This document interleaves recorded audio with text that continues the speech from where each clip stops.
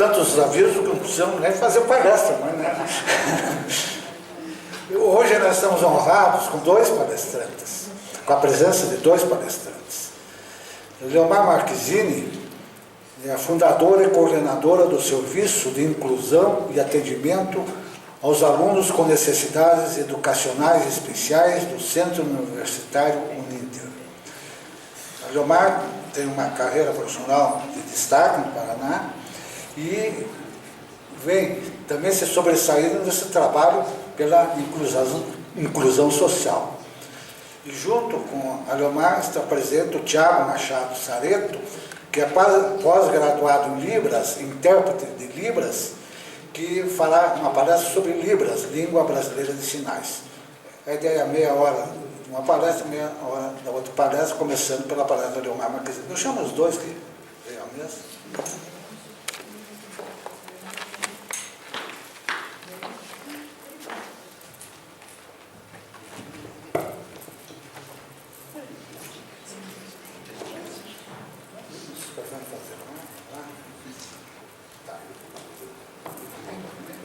Eu nem compus a mesa, convidando os presidentes de outras entidades para que estivessem aqui, porque eu acho melhor deixar os palestrantes na mesa. Então, eu vou deixá-los. Mas eu deixo aqui, como registro, o nosso convite, que citou a presença de vocês, e temos certeza, de setembro, mas pegaremos depois do de agosto. Esse já é para frente. É a satisfação muito grande receber esses 2 palestrantes, porque o tema é muito atual e de grande interesse social. E eu, particularmente, sinto um prazer de receber o Leomar, que foi colega da minha esposa, né, no ginásio, no Colégio Cajuru. O Colégio Cajuru, elas estudaram junto. Então, a Leomar eu conheço há muito tempo, desde que conheci minha esposa, e tenho a oportunidade de revê-la hoje. Em outras circunstâncias, preferi nessa palestra. Mas eu deixo o microfone. Obrigada, Ney, pelas palavras. Para mim também é uma grande satisfação revê-lo. A Marli foi a mais querida das minhas amigas de turma de ginásio, que nos deixou prematuramente, e eu me sinto muito feliz em estar aqui com você. E muito feliz e muito honrada em estar nessa casa de saber e cultura, com tão nobres pessoas participando desse auditório. Eu vou ficar em pé, porque eu me sinto mais à vontade para falar assim. A gente vai falar sobre um assunto que é referente à inclusão de pessoas com deficiência, desafios e perspectivas. É um tema para o qual muitas pessoas torcem o nariz, porque não acho interessante ouvir falar de deficiências, de diversidades. E eu sou apaixonada por esse tema desde que compus a equipe do saudoso professor Elias Abraão na Secretaria de Estado da Educação, quando ele foi secretário, e eu fui chefe do Departamento de Educação Especial do Estado do Paraná, junto com o professor Elias. Isso foi na década de 90, e desde então eu sou uma apaixonada pelo tema e pelas pessoas com deficiência. Eu trabalho com isso desde então e aprendendo sempre, porque aprendemos muito e constantemente com as pessoas com deficiência. Mesmo trabalhando na educação de nível superior, que é o meu caso, mais elas me ensinam do que nós ensinamos a elas. Eu vou tentar passar para vocês algumas concepções, algumas notícias mais interessantes, mais fundamentais, porque neste tempo curto é difícil abordarmos um assunto que daria para se fazer um congresso sobre ele, né? Entretanto, eu vou tentar. Então, ali vocês estão vendo o símbolo criado pela ONU das pessoas com deficiência, é o símbolo da inclusão, é um novo símbolo. Até então era usada aquela cadeira de rodas como símbolo da inclusão e de pessoas com deficiência. Esse símbolo é uma novidade que eu trago aqui para vocês.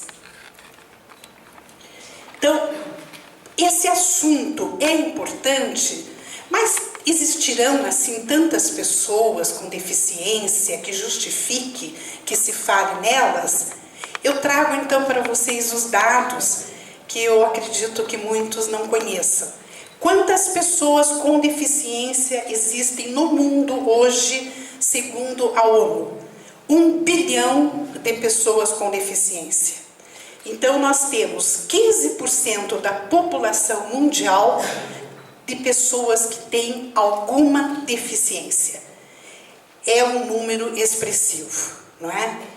E esses dois dados que eu trago a seguir são os que mais me impressionaram e que nos entristecem. É uma triste realidade social. 20% das pessoas mais pobres têm alguma deficiência.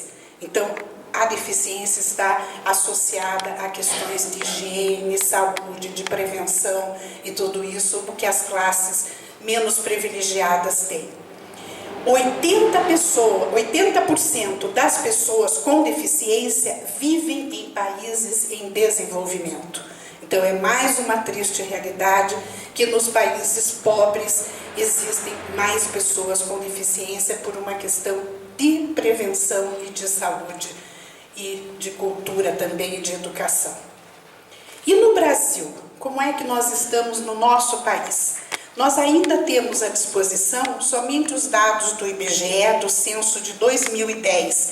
Os dados de 2014 ainda não foram divulgados.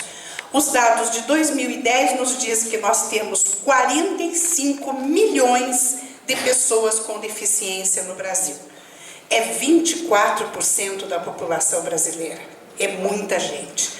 E a OMS nos diz que atualmente, em 2016, nós já temos 47 milhões de pessoas com deficiência em nosso país. Quais são essas deficiências? Aonde nós temos o maior número de pessoas com deficiência? O maior número está nas pessoas com deficiência visual. São 791.488 pessoas com baixa visão ou deficiência visual total, que são as pessoas cegas. Com deficiência física, nós temos 13.237. Eu acho que eu estou errando. É um número que me confunde. São 13 milhões, né? Sempre que eu vou falar isso, eu me confundo, porque é um número tão grande que eu fico em dúvida se são 1.000 ou milhões. São 1.237.968. Essas pessoas com deficiência física são as que mais procuram os cursos de nível superior, porque eles estão com vistas nos concursos públicos, que têm cotas para as pessoas com todas as deficiências, mas as pessoas com deficiência física estão se empenhando mais. Pessoas surdas e com deficiência auditiva, 9.722.163 pessoas, e deficiência intelectual, 2.617.025 pessoas.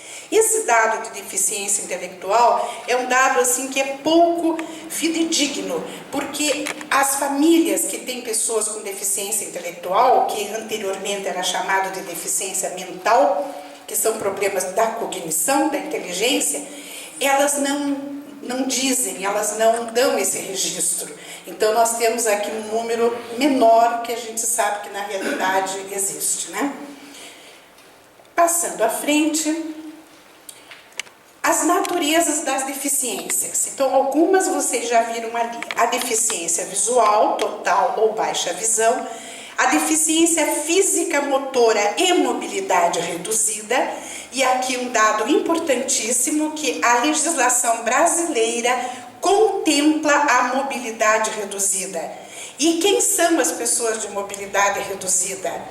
São as pessoas com mais idade, são as gestantes, são os obesos que não tem exatamente uma deficiência, mas que tem condições prejudicadas de mobilidade.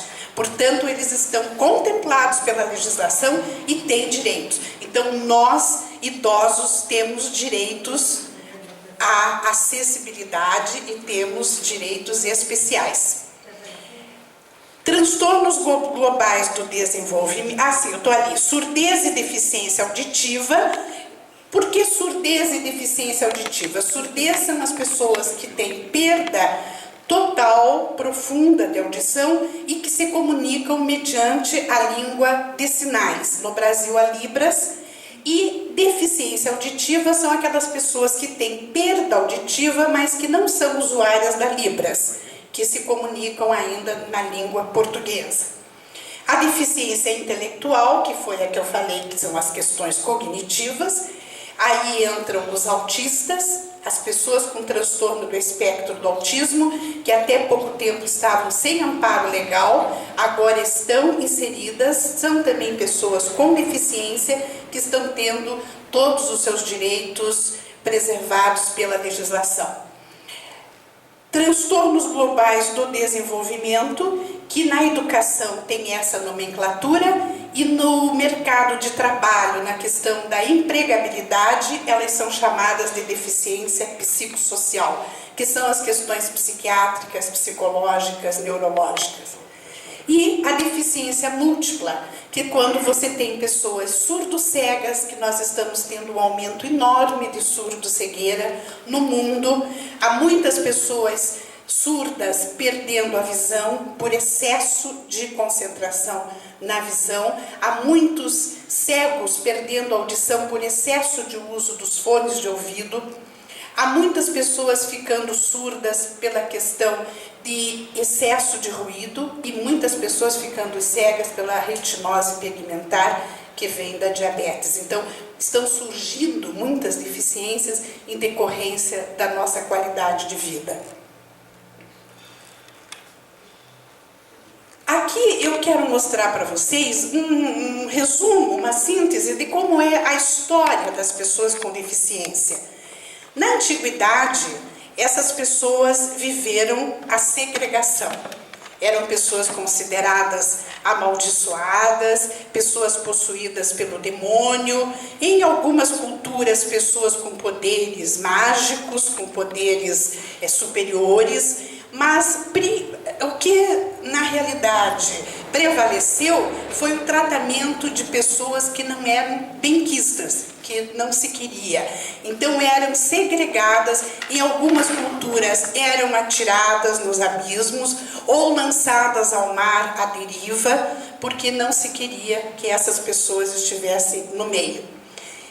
Com a evolução da sociedade, essas pessoas passaram recentemente, até a década de 90 no Brasil, por um modelo chamado integracionista.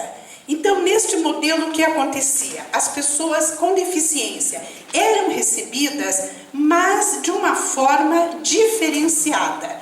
Então, elas estão ali, são aquelas pessoas com cores diferentes que entravam na escola, mas que não podiam frequentar a sala comum de todos os alunos. Então, elas ficavam na classe especial. Era a inclusão exclusiva.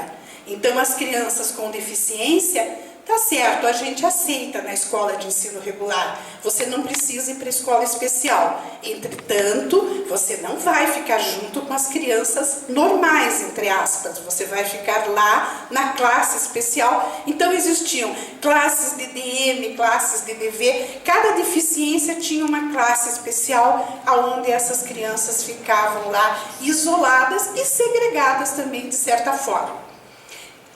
Com o nosso progresso, felizmente, recentemente o Brasil entrou na perspectiva da inclusão, inclusive na própria educação, que nós trabalhamos com a educação especial na perspectiva da educação inclusiva.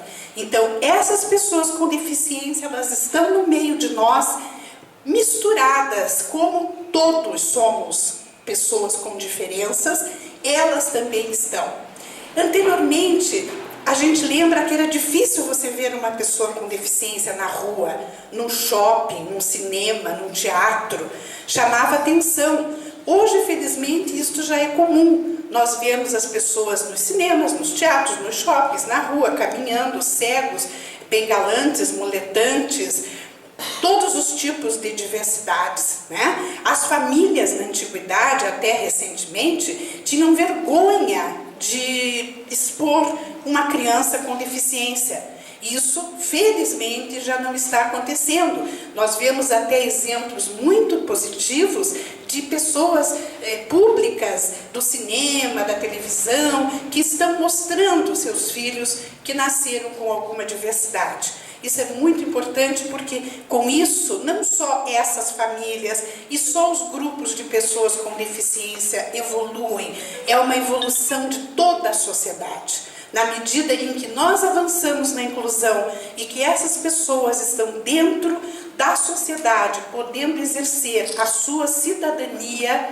com suas responsabilidades e com os seus direitos, nós estamos dando um passo à frente no desenvolvimento social.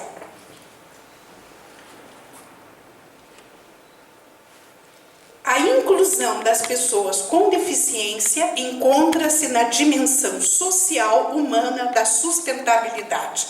Então, hoje fala-se tanto na sustentabilidade, e com muita razão, é nosso assunto prioritário. A sustentabilidade, ela está num tripé, né? Que são as questões econômicas, as questões ambientais e a questão social. Nesta questão social entram as pessoas com deficiência que estavam sendo tratadas como inferiores dentro de uma sociedade, eram os desvalidos, né? Então, só aqueles que tinham recursos financeiros bons conseguiam ter alguma vida digna. Os que não tinham esses recursos tinham as piores condições possíveis, com todos os problemas que as pessoas sem deficiência têm. Porque às vezes a gente ouve dizer assim: ah, mas as pessoas sem deficiência também têm problemas. Claro, nós temos problemas, mas as pessoas com deficiência também têm problemas. E além disso, elas têm a deficiência, né? Não se pode negar que seja uma dificuldade a mais na sua vida, no enfrentamento do cotidiano. Eu gosto dessa frase de John Kennedy, porque você veja, lá na década de 60, ele já tinha essa visão sobre as pessoas com deficiência. Nenhum país é tão rico que possa dispensar a mão de obra das pessoas com deficiência. Quantas pessoas nós temos aí fora do mercado de trabalho? E não por falta de preparo, porque há muito preconceito, porque as empresas não estão cumprindo a lei de cotas, alegando sempre que não encontram no mercado pessoas preparadas. Não é uma verdade. Só no meu setor que eu coordeno, eu já tenho 500 pessoas com deficiência formadas em 10 anos de trabalho, com nível superior completo. Portanto, essas pessoas existem, mas é um problema sério quebrar esses preconceitos dentro da empresa, começando pelos RHs da empresa.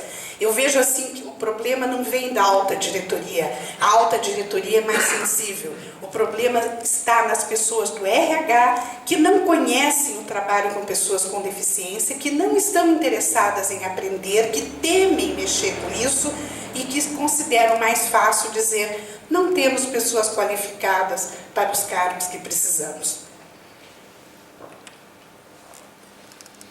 É muito importante a gente falar deste fato. É um divisor de águas na história da inclusão. A Convenção da ONU de 2006. O Brasil teve uma delegação muito importante, com uma participação fantástica, da qual fez parte o nosso desembargador Ricardo Tadeu Marques da Fonseca, de Curitiba, do Tribunal Regional Eleitoral, o primeiro juiz cego do Brasil. Desembargador Ricardo Tadeu fez parte dessa delegação e a nossa comitiva foi muito produtiva, junto com Mara Gabrilli, deputada federal, nesta convenção da ONU que aconteceu em Nova York e que tratou sobre os direitos das pessoas com deficiência. Essa convenção alterou a nossa Constituição Federal. O Brasil é um dos países signatários da Convenção da ONU de 2006.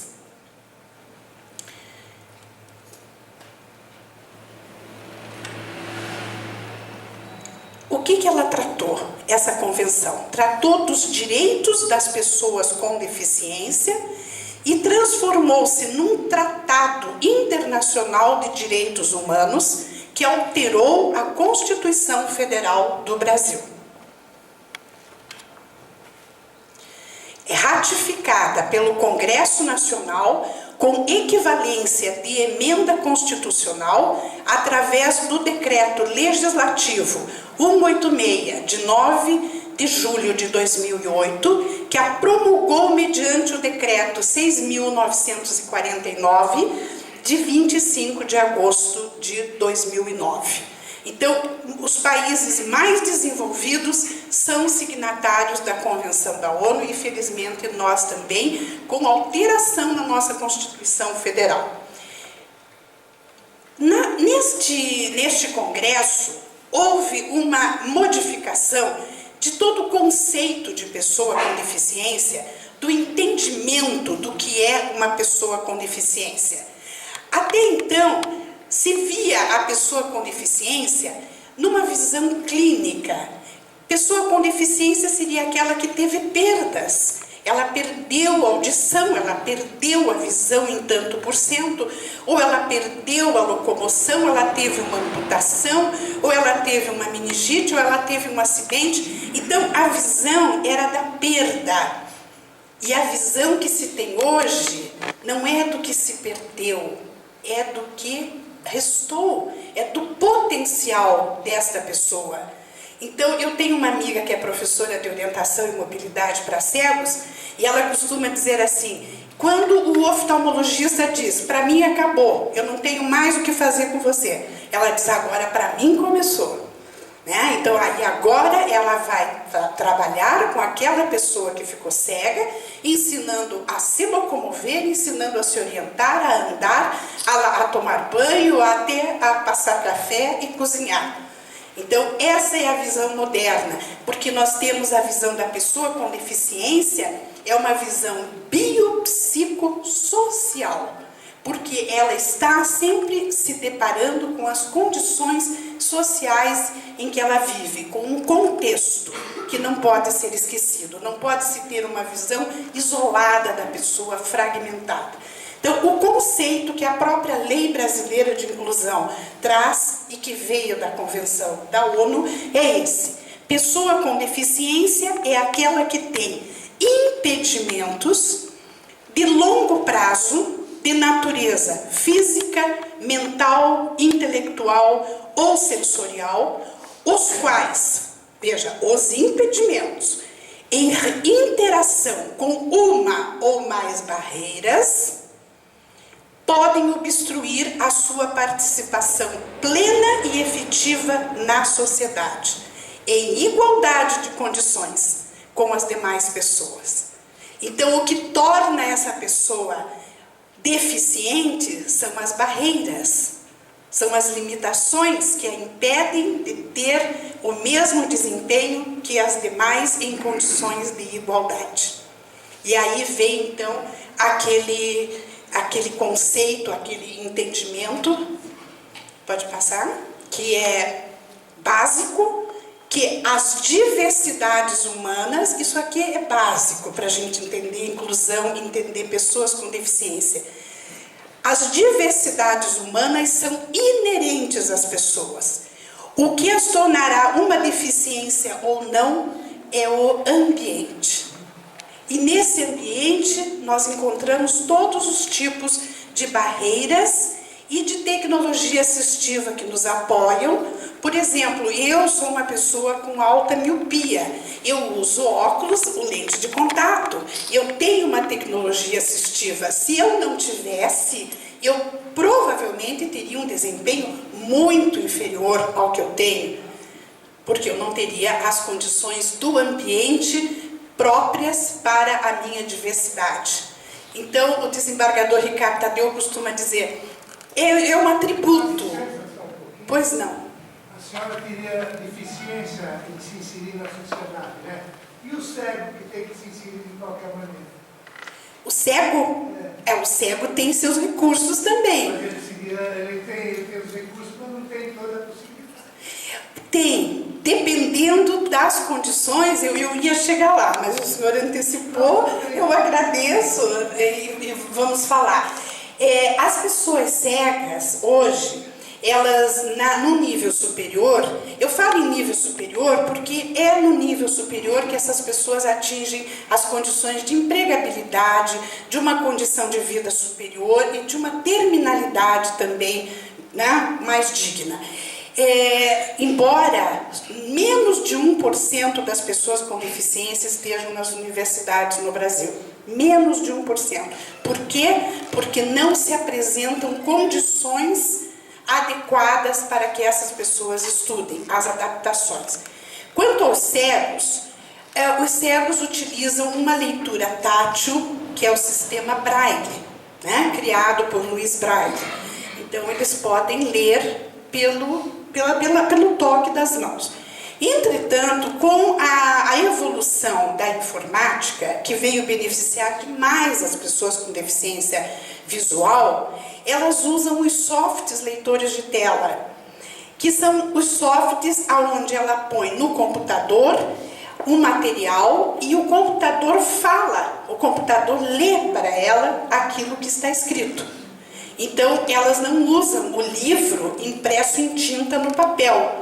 Elas usam o livro em mídia magnética, que é colocado o CD no computador, que tem o software leitor de tela, que existem inúmeros. No Brasil, nós trabalhamos com o DOSVox, com o NVDA, que são softwares livres, acessados na internet sem custo, e tem os softwares de alto custo, que são os mais desenvolvidos, como o JAWS e o Orca, que leem em 6 idiomas.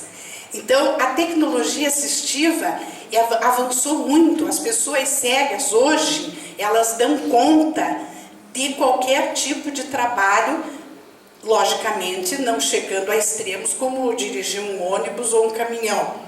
Mas o desembargador Ricardo Tadeu Marques da Fonseca é um grande exemplo, o primeiro juiz cego no Brasil.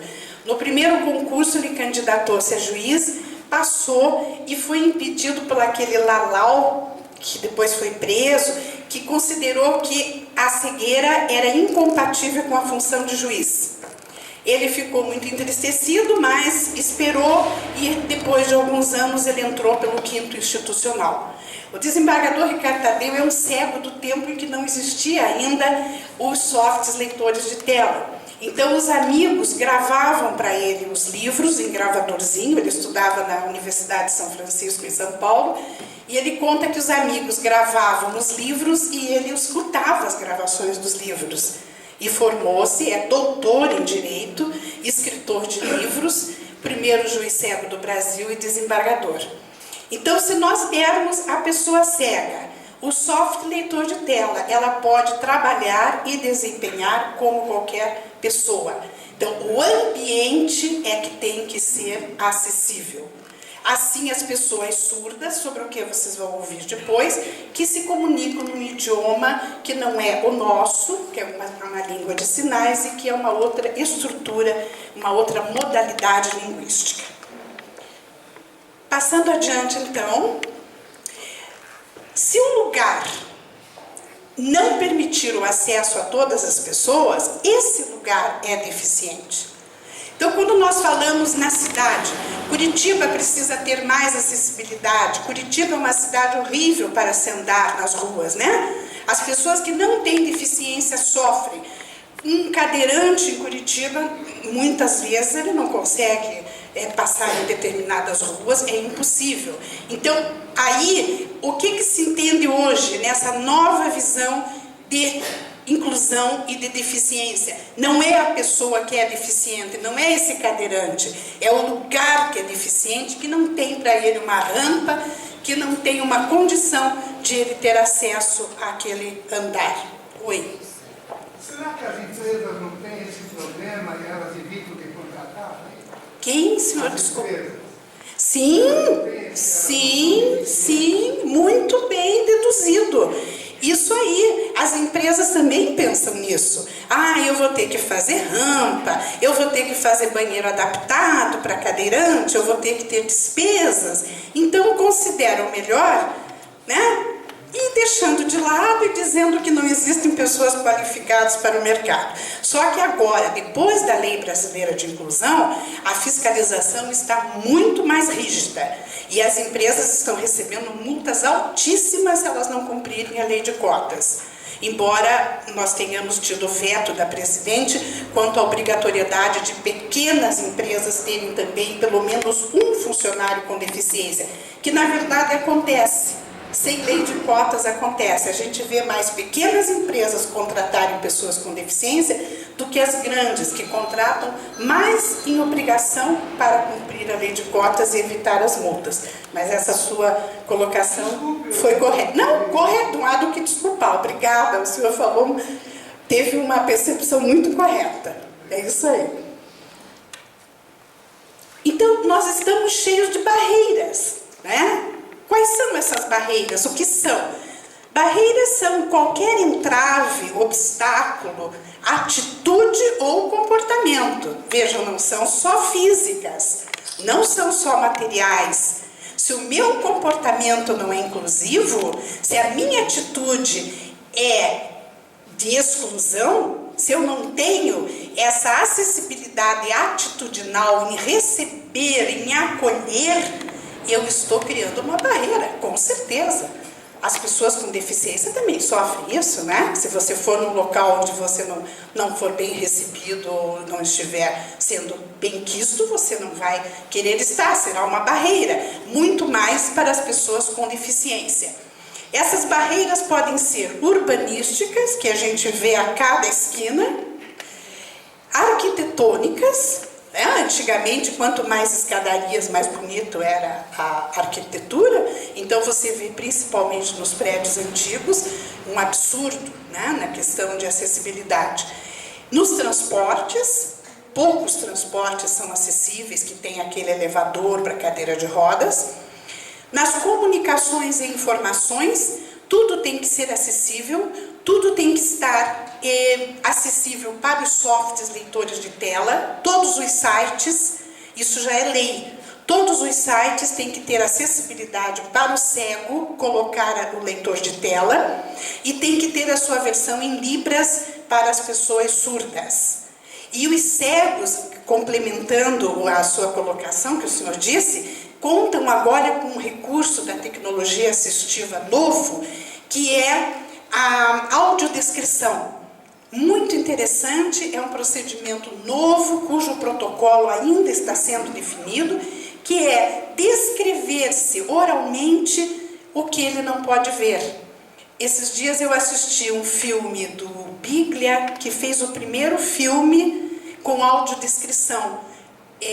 Tereza, teve uma noite de projeção lá na Cinemateca de Curitiba, com o auditório cheio de cegos, assistindo um filme com audiodescrição. E foi uma iniciativa pioneira desse cineasta que é nosso, aqui de Curitiba, então é mais um recurso, além do software, a audiodescrição. E já existem muitos equipamentos, como impressoras com alto relevo, muitos equipamentos que podem ser utilizados principalmente na educação, até o ensino médio. Passando então à frente, falamos nas barreiras, acessibilidade para todos. Então, quando se fala em inclusão, acessibilidade é a palavra-chave, né? Tinha um movimento que dizia: acessibilidade, siga esta ideia, porque a ideia é essa, que todos possam ir a todos os lugares, como é a Disney, né? Um grande exemplo de acessibilidade. Acessibilidade para idosos, para passear com o cachorrinho, para gestantes, para obesos, para mulheres que levam carrinho de bebê, não só para as pessoas com deficiência, mas para todos. À frente. Então, o que é acessibilidade? Isso também, segundo a Lei Brasileira de Inclusão, possibilidade e condição de alcance para utilização com segurança e autonomia. Essa é a grande diferença, segurança e autonomia.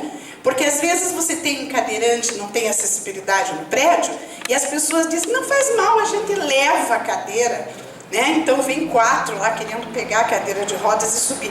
Isso é uma atitude que causa elevado constrangimento e que não é de forma nenhuma uma atitude inclusiva, porque a inclusão exige segurança e autonomia dos espaços, mobiliários e equipamentos urbanos, das edificações, dos transportes, de informação e comunicação, inclusive seus sistemas e tecnologias. Isto é acessibilidade, no seu sentido mais amplo. O desenho universal é um conceito que veio da arquitetura e que deve impregnar todas as áreas de conhecimento, porque pelo desenho universal, todo o ambiente deve ser acessível para todos. E assim deveriam ser todas as aulas que um professor ministra. Ele deveria pensar, eu vou ter um aluno surdo, talvez eu tenha um cego, eu vou ter que ter uma aula acessível, a minha metodologia tem que ser acessível para todas as diferenças. A minha sala de aula tem que ser acessível para a cadeira de rodas.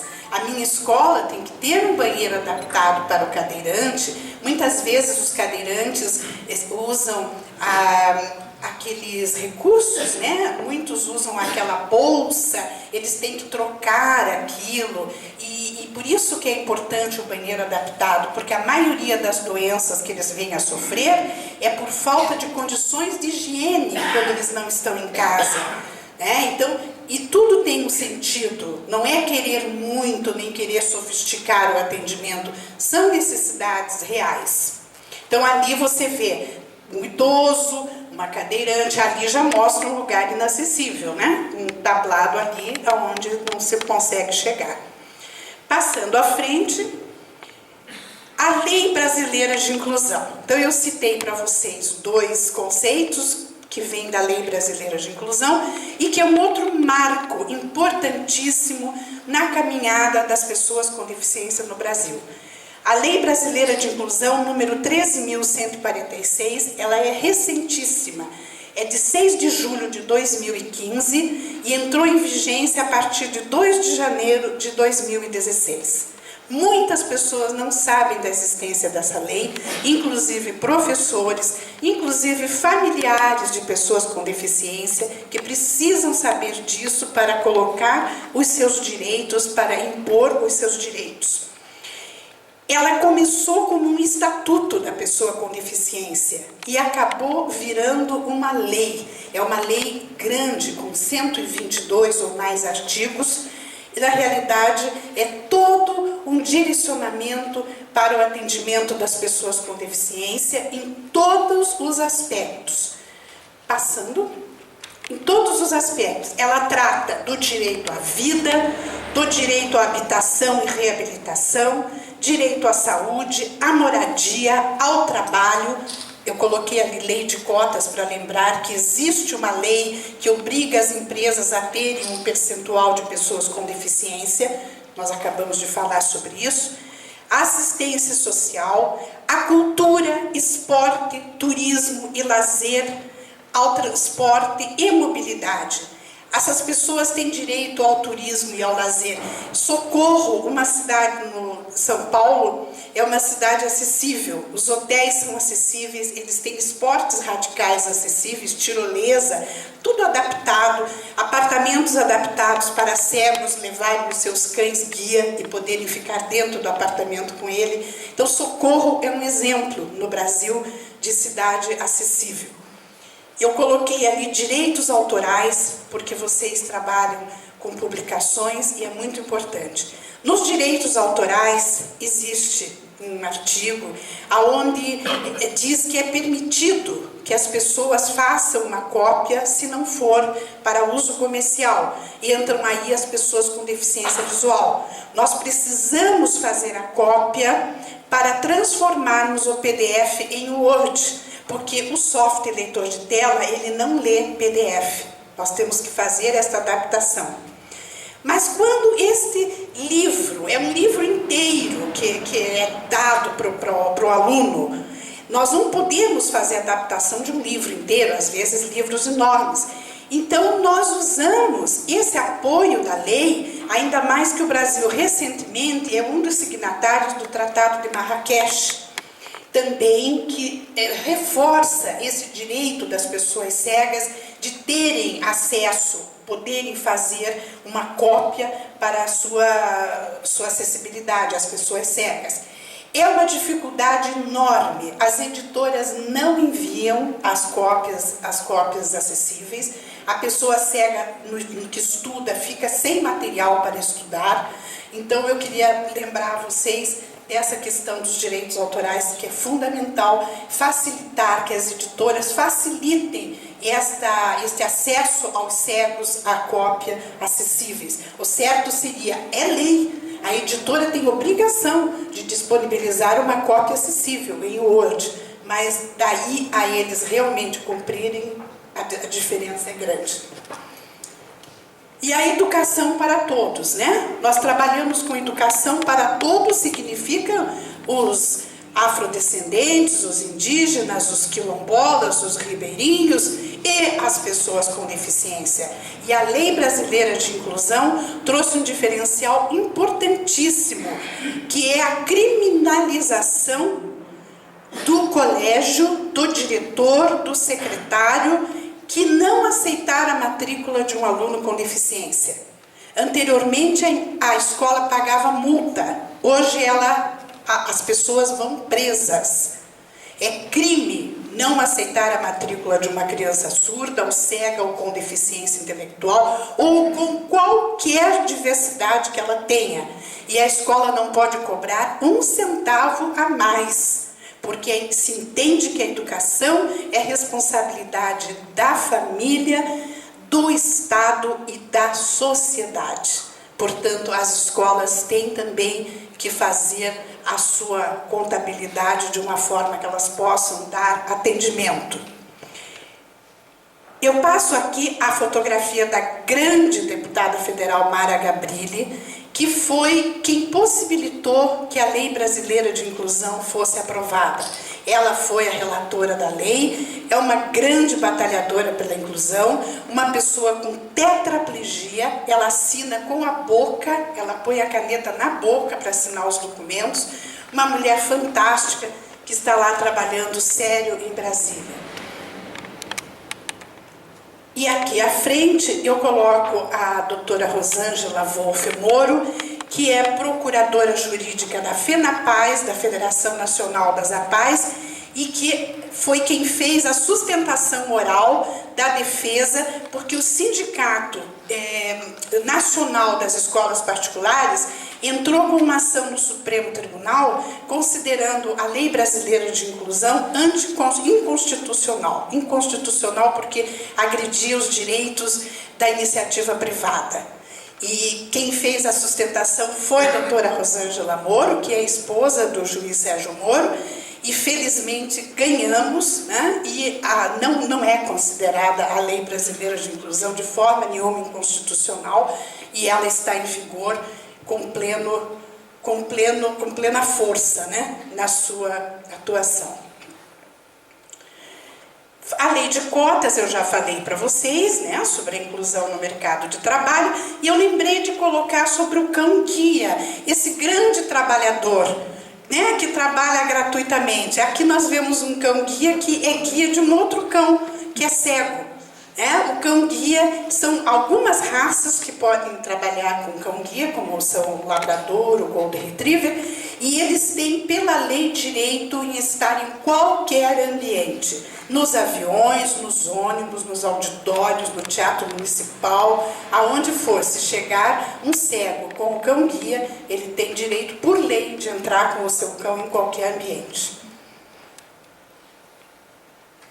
Aqui eu coloco alguma coisa da nossa política da educação inclusiva, que são aí alunos com necessidades educacionais especiais, são chamados os ANES.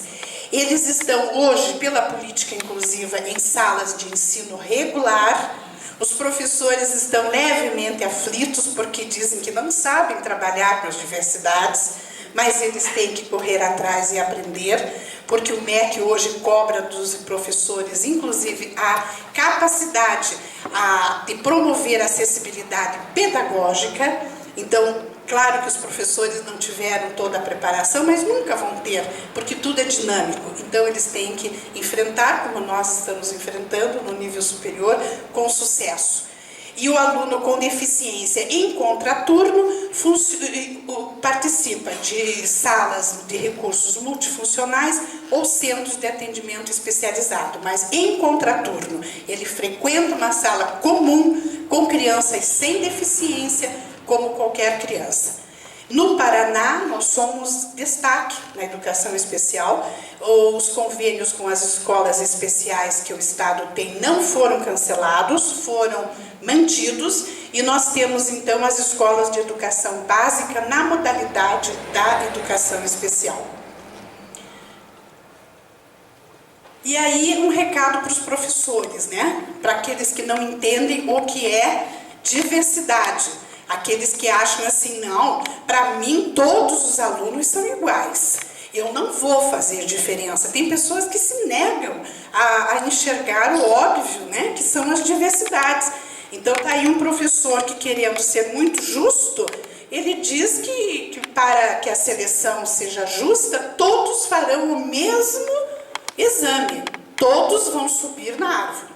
E ali tem um macaco, um pinguim, um elefante, um peixe, né, uma foca. Então é a mesma coisa que um professor faz quando não respeita a diversidade de uma criança ou de um aluno com deficiência visual, com surdez, com deficiência física, deficiência intelectual ou outras.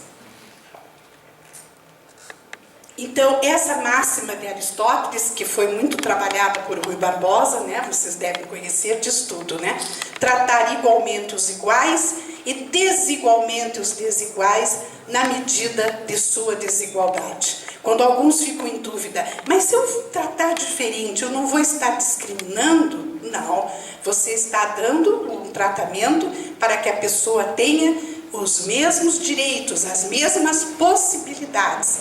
Eu não posso falar com um adulto e com uma criancinha do mesmo jeito. Eu tenho que respeitar as diferenças para que a minha comunicação aconteça.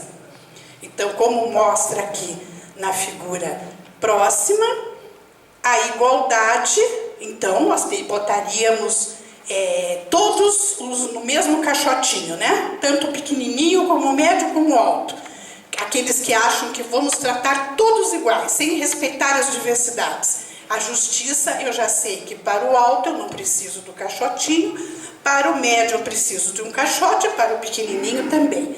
Então, isto é tratar com desigualdade aqueles que são desiguais, para que a justiça exista. Passando à frente, exemplos de superação, exemplos de grandes pessoas que têm deficiência. Eu acredito que o maior, que até hoje a maioria das pessoas conhece, é o de Helen Keller, né? Essa mulher ficou cega e surda com 2 anos de idade devido a uma febre chamada escarlatina ou meningite, não se sabe bem. E até os 6 anos, Helen Keller era uma criança violenta que vivia isolada no seu mundo sem sons e sem visão. Aí, aos 6 anos, veio ao encontro dela Anne Sullivan, uma professora que era quase cega e que ensinou Helen Keller braille, ensinou libras, tátil, ensinou a sentir os sons, pondo a mão na boca e na garganta. Helen Keller formou-se em jornalismo, foi a primeira mulher a concluir um bacharelado nos Estados Unidos, escreveu livros e viajou o mundo todo dando palestras. Inclusive, ela esteve no Brasil. Foi uma das maiores personalidades do século XX, surda e cega desde os 2 anos de idade. Era amiga de presidentes, era uma mulher extraordinária, era uma ativista, como eu coloco aqui no próximo flash, surda e cega desde os 2 anos de idade, primeira mulher cega a concluir bacharelado, escritora, palestrante, ativista radical, sufragista e socialista, sob vigilância do FBI. Imagina, uma surda e cega. Amiga de presidentes americanos e de grandes celebridades. Na frente tem uma foto dela, num bate-papo com o presidente Kennedy. Era admiradíssima por todos. Outro grande exemplo é o nosso, né? Aqui, quem não conhece ainda, desembargador Ricardo Tadeu Marques da Fonseca, residente em Curitiba, desembargador federal do Tribunal Regional do Trabalho, fica ali na Vicente Machado, um grande ser humano, doutor em Direito, um fascínio conversar e ouvir o desembargador. Adiante, eu quero mostrar para vocês a nossa princesinha brasileira. O Brasil é o primeiro país a ter uma princesa com síndrome de Down, que é a princesa Maria Cristina de Orleans e Bragança, que é filha de Dom João Henrique, do Dom Joãozinho, de Orleans e Bragança. É uma moça com 25 anos atualmente, tem síndrome de Down, pode passar, concluiu o ensino médio, é chamada de Princesa Kili, carinhosamente, e é escritora, né? Pode passar, já escreveu 3 livros e agora está escrevendo uma novela. Nessa foto está ela com os pais, Dom Joãozinho e a mãe. Passando à frente, este grande exemplo mundial, que é Stephen Hawking. Não sei se vocês já ouviram falar. Cientista, físico, cosmólogo, escritor inglês, diagnosticado aos 21 anos com esclerose lateral amiotrófica, a chamada ELA. Hoje, com 74 anos de idade, escreve livros e pesquisa desenvolvendo a sua ciência, não para de trabalhar. Reside na Universidade de Cambridge, no Reino Unido. Ele tem lá uma casa e ele é atendido pelos doutores que estão trabalhando na universidade, além de ele ter a sua cuidadora, né? Vamos ver a figura de Stephen Hawking. Ele fica numa cadeira de rodas, ele não movimenta nem um músculo mais. Até recentemente ele movimentava a bochecha, agora não mais. Ele só movimenta os olhos. E com os olhos ele consegue escrever num sistema que foi criado para ele pela Intel, e o software leitor de tela fala, o sintetizador de voz fala, com uma voz, por sinal, muito bonita, e que ele brinca muito, ele passa pelas pessoas e as pessoas olham para ele com pena e ele diz Merry Christmas, uma voz muito bonita fora do tempo de Natal. Então todo mundo acha graça, ele alegra os ambientes nessa condição de vida que ele vive. Ele tem essa doença, ela, por coincidência, agosto é o mês da conscientização da ELA. O Instituto Paulo Gontijo da Espanha faz um grande movimento, pode passar, com esse slogan, que eles fizeram anteriormente uma campanha que era o balde com gelo. Conseguiram milhões com a campanha do choque do balde com gelo, e tem mais de 28 países pesquisando sobre ela, inclusive milhares de pessoas envolvidas, financiadas por aquele movimento do balde de gelo. E agora eles estão com esse, eu torço pela cura da ela. E como é que está isso, uma conscientização? No Brasil nós já temos de 10 a 12 mil pessoas com ela, agora foram descobertos os genes. Ainda não foi descoberta a cura, mas já foram descobertos genes causadores. E no mundo nós já temos 200 mil pessoas com ela. É uma doença degenerativa que por enquanto não tem cura e que as pessoas morrem rapidamente. Stephen Hawking é um gênio até na doença, porque disseram que ele não viveria até os mais 7 anos, e ele está já com 74 anos em plena atividade, porque ele tem acessibilidade promovida pela tecnologia assistiva e apoio humano daqueles que cuidam dele. Ele é tão incrível que ele criou o seu prêmio. Ele está premiando pessoas que trabalham com a ciência e que conseguem levar a ciência para os leigos. Então ele criou o prêmio Stephen Hawking Medal, que vai ser entregue agora nesse festival, na Espanha, onde estarão vários e vários prêmios Nobel participando do evento. Ele já reuniu-se com a rainha, com Barack Obama, com o Papa Bento XVI, Foi o Papa que se abaixou diante dele, uma vez que ele estava na cadeira de rodas. Esteve na NASA, fez experiências naquela câmara sem gravidade, ficou lá flutuando e participa de comédias, é considerado o cientista pop. Aí está ele, em Tenerife, onde ele vai entregar os prêmios. E no próximo slide, dá para ver bem o equipamento que ele usa, que faz o controle do movimento dos olhos dele, e com esse movimento ele cria palavras na tela do computador que o sintetizador de voz lê. Então ele se comunica mediante um aparelho que rastreia os movimentos de seus olhos, gerando palavras no computador com sintetizador de voz. Esse foi desenvolvido pela Intel Lab, é a CAT Assistive Context, está disponível na web, download gratuito, num sistema aberto para se fazer aperfeiçoamentos. Isso é fantástico, o trabalho da Intel. Passando à frente, está aí Steve Hawking com a equipe, com o pessoal que faz com ele uma comédia de Big Bang Theory. Ele trabalha em comédias ainda americanas e estreou agora numa comédia inglesa, que ele também faz a sua parte. Atualidades, recentemente foi tomada a decisão de que as pessoas com deficiência podem casar normalmente. Então, o síndrome de Down, aqueles que têm um QI mais baixo, um nível de inteligência mais baixo, antes não podiam, tinha que fazer um processo terrível para casar. Agora eles podem casar porque a questão de considerar uma pessoa incapaz mudou muito com a lei brasileira de inclusão. Pois não. Síndrome de Down, ele pode casar, mas não pode ter filhos.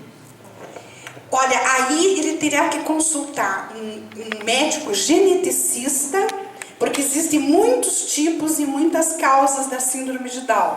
Então, eu tenho um primo que é o Dr. Rui Piloto, que é doutor em genética, e ele faz esse aconselhamento genético.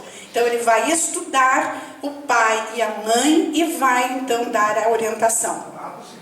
Há possibilidades, sim. Então, esse erro histórico está sendo corrigido, né? Porque não se pode negar a sexualidade das pessoas com deficiência e a sua afetividade de ter alguém para viver.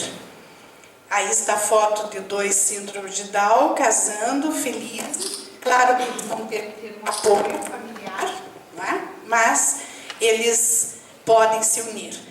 Senador Romário, que tem nos surpreendido muito, tem uma filha com deficiência e tem ajudado muito no trabalho, agora está propondo uma alteração na lei brasileira de inclusão para que realmente hajam ações sólidas e efetivas no atendimento educacional a jovens e adultos com deficiência, incluindo família, órgãos e políticas de saúde, assistência social e direitos humanos. Está em fase terminativa, indo para a Câmara Federal. E os Jogos Paralímpicos, né, que vão começar agora, do Rio de Janeiro, de 7 a 18 de setembro, haverá mais de 4.000 participantes, os paratletas, de 178 países, competirão em 22 modalidades, será transmitido pela TV Brasil, em parceria com a rede pública de televisão. E finalizando, eu passo para vocês um conceito muito realista do Peter Mittler sobre a inclusão, que diz: a inclusão é baseada em um sistema de valores que faz com que todos se sintam bem-vindos e celebra a diversidade, que tem como base o gênero, a nacionalidade, a raça, a linguagem de origem, o background social, o nível de aquisição educacional ou a deficiência. Muito obrigada pela atenção de vocês.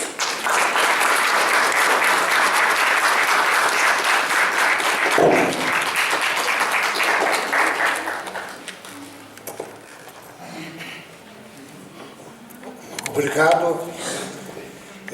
Realmente